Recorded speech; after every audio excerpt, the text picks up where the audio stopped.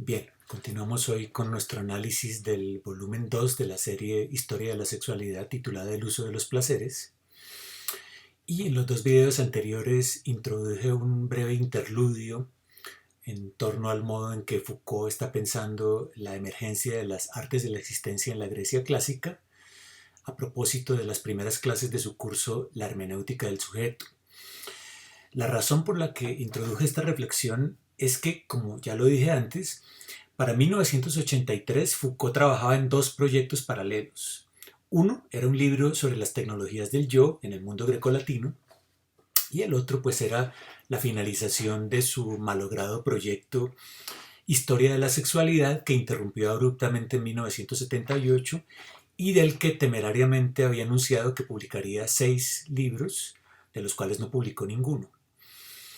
Al enterarse de que estaba enfermo de SIDA, Foucault decidió entonces unir estos dos proyectos, integrarlos en uno solo, y esta es la razón por la que el tema de las artes de la existencia y de las tecnologías del yo adquiere centralidad en los volúmenes 2 y 3 de la serie Historia de la Sexualidad, que finalmente alcanzó a publicar estos dos volúmenes poco antes de su muerte. En los dos videos anteriores mencioné la relación entablada entre Sócrates y Alcibíades, pero solamente desde el punto de vista de la relación entre maestro y discípulo, entre un maestro y un discípulo que aprende de aquel las artes de la existencia. Hoy sí me voy a ocupar del tema de la relación amorosa entre estos dos personajes a propósito del capítulo 4 del volumen 2 de Historia de la Sexualidad titulado Erótica.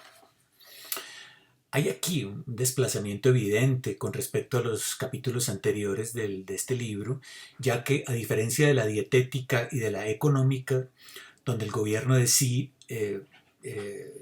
era una cuestión básicamente individual, aunque en el caso de la dietética pues tenía que ver con los consejos de prudencia de un médico, en la erótica, en cambio, ese gobierno de sí va a depender de la relación con un amado, y en particular de la relación de un hombre con otro hombre.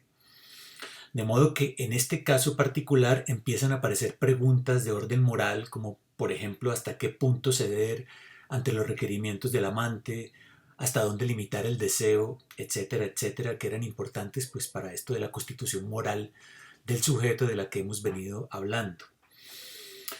La relación entre Sócrates y Alcibíades, decíamos en el video anterior, en esta relación, Alcibíades pensaba que podía seducir a Sócrates solamente con las armas que tenía, que eran su belleza, su posición social y su riqueza. En cambio, Sócrates creía que el asunto pasaba por otro lado. Él debía seducir a Alcibíades a través solamente del amor por la verdad y por la belleza, sin que eso tuviera que pasar por la relación sexual, tal como lo había establecido Platón en diálogos como El banquete. Es el célebre motivo del amor platónico, que estrictamente se refería al amor entre dos hombres. Hablamos en suma del problema de la pederastia. Y aquí tenemos que tener en cuenta que cuando Foucault habla de pederastia en el mundo antiguo, en el mundo griego, no se refiere a lo que luego la ciencia sexualis moderna describió como una perversión. No está hablando, por tanto, de una enfermedad en el sentido estricto. En el caso de la pederastia, la ciencia sexualis habla de una desviación que consiste en que la excitación sexual se despierta, esa excitación se despierta al hacer contacto visual con el cuerpo de un niño, perversión a la que se denomina pedofilia, y es vista como un trastorno mental, que consiste en que el enfermo se interesa por menores de edad, por ser más débiles que él, a fin de compensar un sentimiento de inferioridad. El pedófilo no ama en realidad al niño, sino la posibilidad de ejercer poder sobre él. Por eso, cuando el niño crece, el supuesto amor del pedófilo desaparece. Desde luego, nada de esto tiene que ver con las relaciones sexuales entre un hombre y un adolescente, tal como eran valoradas en la Grecia clásica. Tal inclinación no se relacionaba con algún problema psicológico o con alguna anormalidad fisiológica. No existía, como en las ciencias sexuales, un perfil de la personalidad del pederasta. En conclusión, la pederastia antigua no es un caso de pedofilia. No es que la pedofilia exista desde hace mucho tiempo, pero que solo recientemente, con el nacimiento de la psiquiatría, hayamos entendido sus causas. Lo que Foucault diría es que la pedofilia, al igual que todas las demás desviaciones sexuales, según las ciencias sexuales, es una creación del dispositivo de sexualidad y no una enfermedad antigua. Bien, aclarado esto, recordemos que para los griegos el deseo sexual no estaba codificado, como para nosotros, según la anatomía, sexo masculino o sexo femenino, es decir, que no existía una distinción entre lo que nosotros llamamos heterosexualidad y homosexualidad. No existían dos tipos de sexualidad, dos modos del deseo sexual completamente diferentes, el deseo hacia los hombres y el deseo hacia las mujeres. Tal cosa no existía en la Grecia clásica y tampoco en el mundo helenístico, como veremos luego. Foucault se ocupa de esto en el comienzo del capítulo 4 del uso de los placeres, donde dice, cito, que los griegos no oponían como dos selecciones exclusivas, el amor del propio sexo y aquel del otro. Fin de cita de la página 172. Por lo que lanza inmediatamente la pregunta, ¿bisexualidad en los griegos? Si se quiere decir con ello que un griego podía simultáneamente amar a un muchacho o a una muchacha, dice Foucault, cito, puede decirse efectivamente que eran bisexuales, página 173. No se trataba pues de una doble estructura del deseo, sino de la posibilidad de alternar sin ningún problema el amor hacia los hombres y el amor hacia las mujeres. De ahí que el amor de un hombre hacia otro no fuera considerado como una desviación con respecto a alguna inclinación natural de los cuerpos, definida por el sexo anatómico. Lo que sí era considerado un problema, como ya vimos, era el hecho de que un hombre socialmente prominente quisiera asumir el rol pasivo, es decir, ser penetrado en lugar de penetrar. Esto le cubriría de vergüenza porque se le vería como un afeminado. El deshonor no radicaba entonces en que un hombre amara a otro, sino en que asumiera un rol pasivo. En esa relación, ello equivaldría a aceptar una posición de inferioridad que resultaba humillante para un hombre libre, según ya dijimos en otros videos. Foucault insiste en que era natural para un adulto varón admirar y enamorarse del cuerpo bello de un jovencito, pues no existía ninguna diferencia entre la belleza masculina y la belleza femenina. Uno no se enamoraba de un hombre o de una mujer, sino de la belleza como tal. Este, recordemos, era básicamente el argumento de los dos eros defendido por Pausanias en el discurso recogido por Platón en el banquete. El primer eros caracteriza a quienes aman más el cuerpo que el alma y por tanto son capaces de amar a quien no es virtuoso. El segundo eros, por el contrario, no se enamora del cuerpo sino del alma y es incapaz de relacionarse con alguien que carece de virtud. Pausanias es cuidadoso en remarcar que este segundo eros caracteriza el amor entre los hombres, nos dice Platón en el banquete en el numeral 181. Bien, lo que digo entonces es que era perfectamente aceptado y normal que un hombre se sintiese atraído por la belleza de un joven tanto o más por la belleza que de una mujer. Sin embargo, la preocupación moral era precisamente si el amado era virtuoso o no era virtuoso.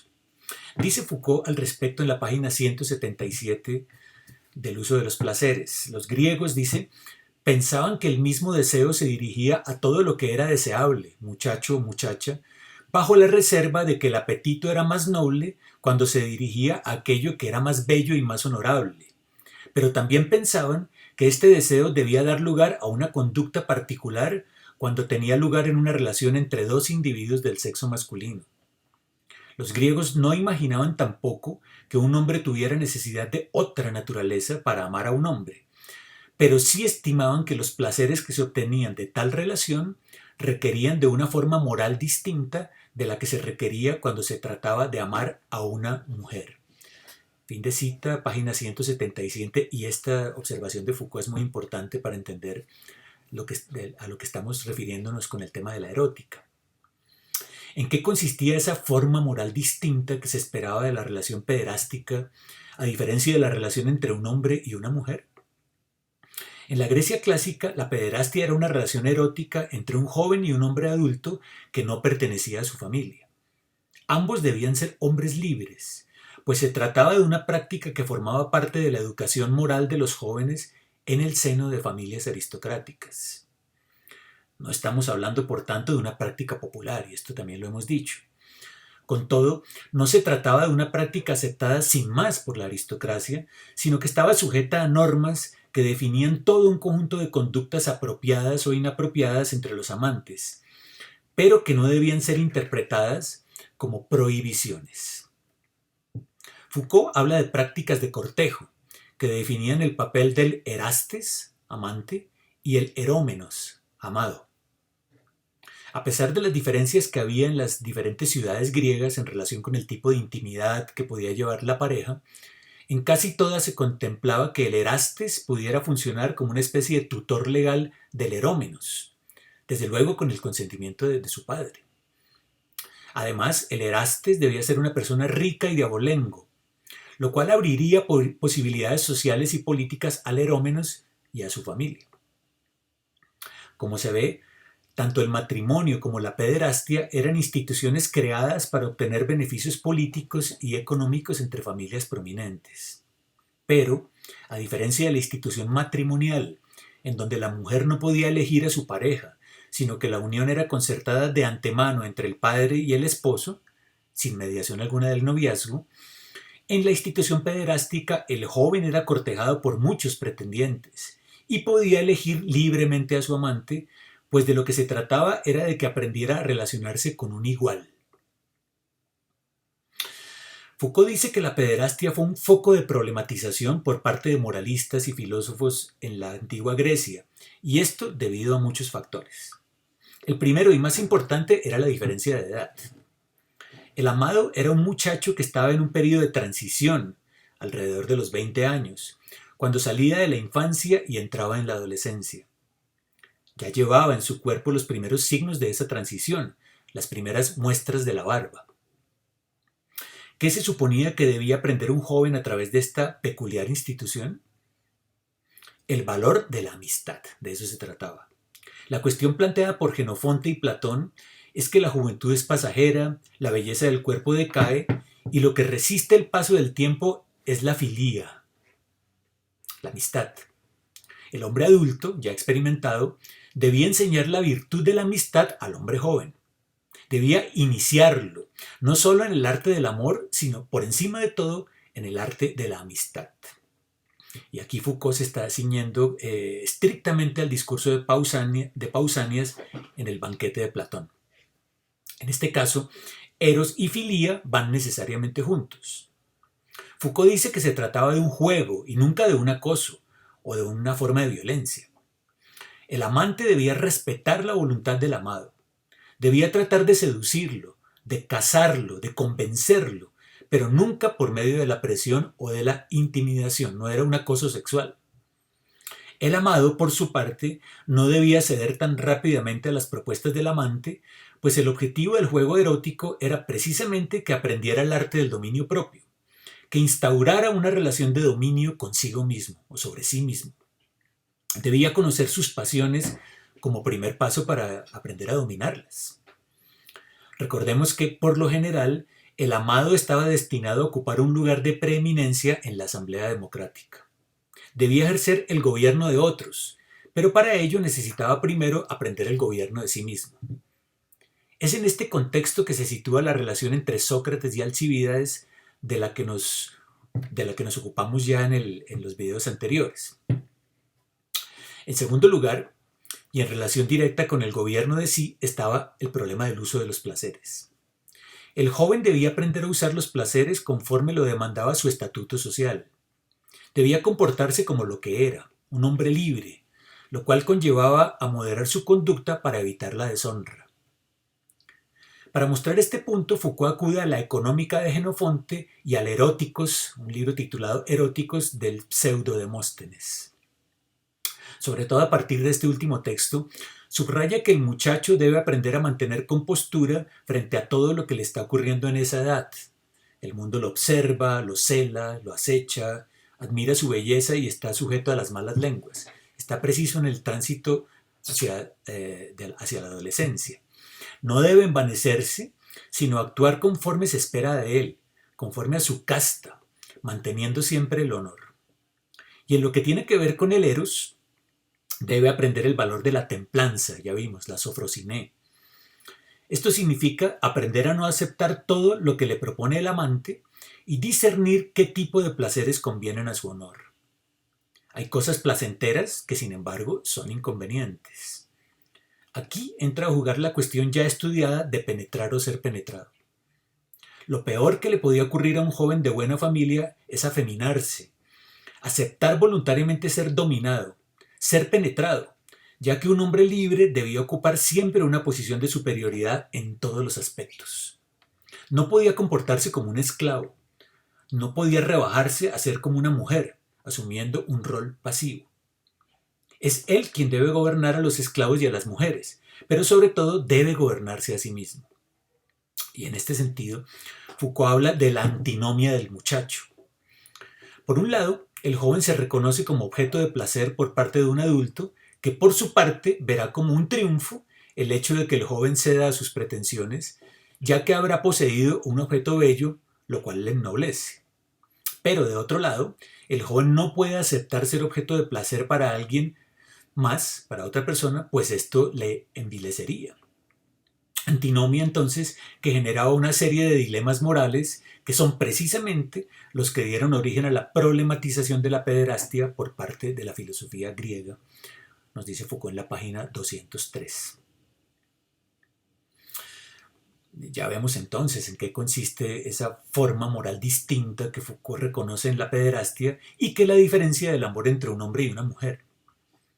Es verdad que la mujer, el esclavo y el muchacho eran tres figuras consideradas por la valoración espontánea del mundo antiguo como seres pasivos. No obstante, el muchacho gozaba de un estatuto especial con respecto a la mujer y al esclavo. No era pasivo en el mismo sentido que ellos lo eran. ¿Por qué no? Porque mientras que la mujer y el esclavo continuaban pasivos para siempre, el muchacho se volvería activo una vez cumpliese los 20 años y alcanzara la juventud.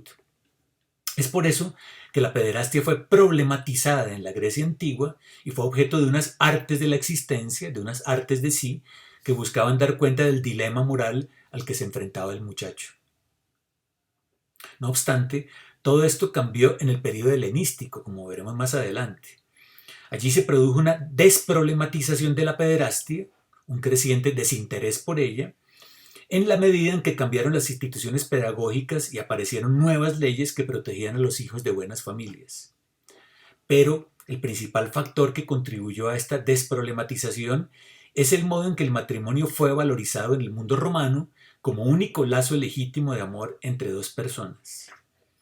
En la medida en que el amor conyugal iba ganando más terreno como foco de problematización por parte de los estoicos en los siglos I al II de la era cristiana, se fue desvaneciendo el interés moral por la pederastia y esto lo empezaremos a ver en los próximos videos.